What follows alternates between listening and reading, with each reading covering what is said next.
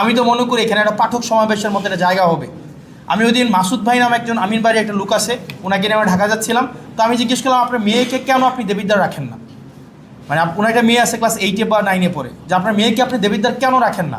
বা আমার এখানে একটা ছেলে হয়েছে, ওর 5-6 মাস হয়েছে, 2-2.5-3 বছর পরে তো স্কুল গোয়িং হবে, আমি কেন আমার ছেলেটাকে দেবিদ্বার ভর্তি করাবো না?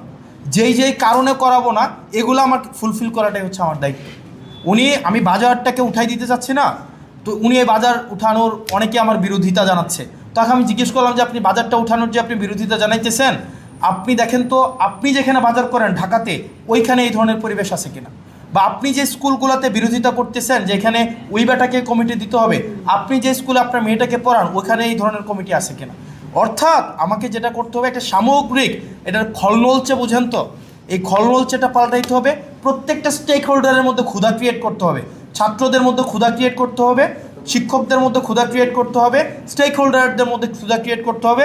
তাইলেই দেবিদ্বারের মধ্যে জায়গায় একটা পাঠক সমাবেশ হবে, একটা কালচারাল সেন্টার হবে। আপনি একটা পাঠক সমাবেশ দেন, এখন কিন্তু কেউ যাবে না, কারণ এই ক্ষুধাটাই তো তার নাই, এটা